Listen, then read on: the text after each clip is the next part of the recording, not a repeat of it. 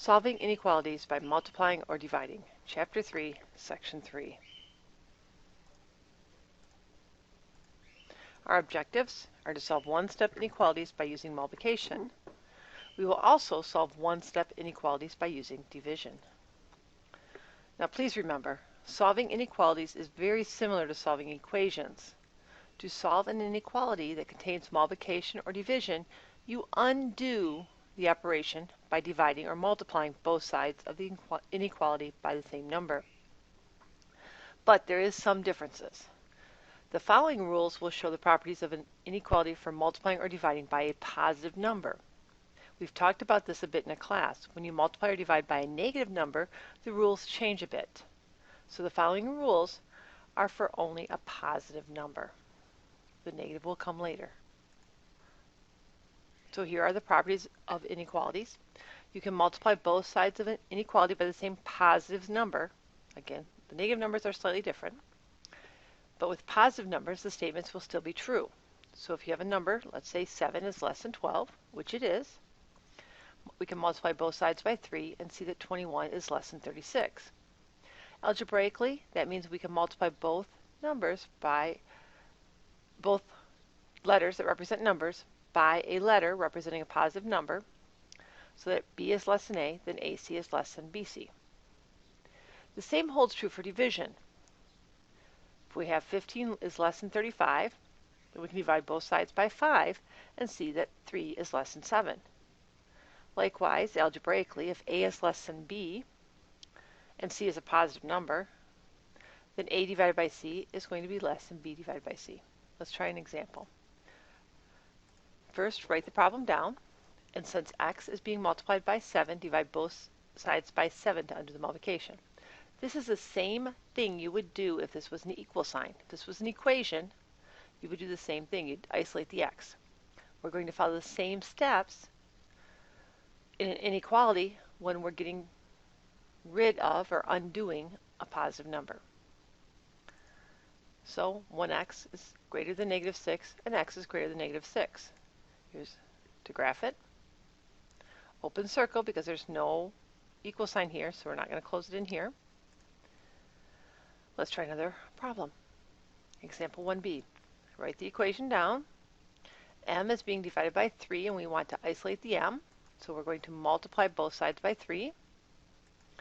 So you have 7 and 2/10 is less than or equal to m.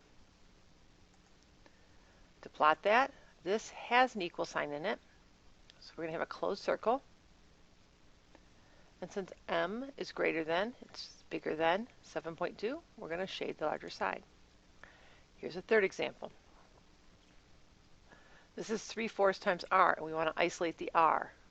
Since r is being multiplied by 3/4, we're going to divide both sides by 3/4, which can also be multiplying by the reciprocal.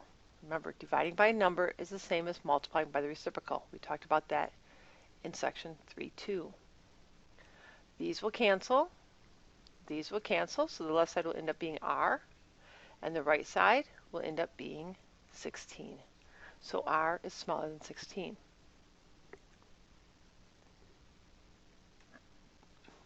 To plot this, r is less than 16. There's an open circle at 16 or an empty circle because there's no equal sign. So that's open or empty. And then r is smaller, so the side smaller is shaded. Now we're going to go on and look at what happens when we multiply or divide by a negative number.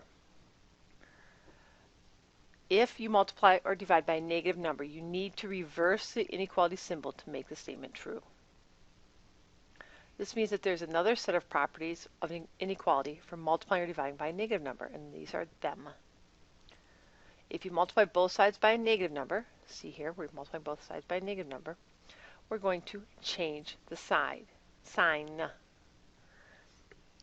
Algebraically, if c is smaller than 0, which means it's negative, a is larger than b will become ac is smaller than bc, because we're going to change the sign. See the sign change? Same with division. 12 is larger than 4. If we divide both sides by negative 4, we're going to get negative 3 is smaller than negative 1. And algebraically, if we're going to divide by a negative number, the sign changes. Just like it changed here, just like it's changed here, just like it changed here. And that was because we were multiplying or dividing by a negative number. Okay, big caution. Blinking red stop sign. Look at this. Do not change the direction of the inequality symbol just because you see a negative number. You have to be multiplying or dividing by that negative number to change the inequality. Let's look at a couple examples. Write this one down. We're going to isolate the x, so we're going to divide both sides by negative 12. When we divide both sides by negative 12, we see that x change the sign is less than negative 7. Here's the original sign. See if the sign has been changed. Go ahead and plot that. We find the negative 7 and x are the numbers smaller than it. Open circle or empty circle at 7 because there's no line here. Here x in this problem is being divided by negative 3. Write this in your notebook. So to isolate the x, we're going to multiply both sides by negative 3. When we multiply or divide by a negative number, we need to change the sign. So we've changed the sign here. Negative 3 times negative 8 is positive 24. Here the negative 3's cancel, leaving you just x. So 24 is greater than or equal to x, or x is less than or equal to 24. Graph it. Close circle at 24 because there's an equal sign in the inequality. And shade the numbers less than 24. Final problem, this is an application. We have a gift card to an art supply store where 4-ounce tubes of paint are $4.30 each after tax. What are the possible numbers of tubes that Jill can buy? P is a number of tubes. So right here's your equation. Write this in your notebook. We take the number of tubes we want, P. We multiply it by the amount, $4.30. And we cannot spend over $20. So here's our equation. To isolate the P, we need to divide both sides by 4.30. That is a positive number, so our sign will not change. Our inequality does not change.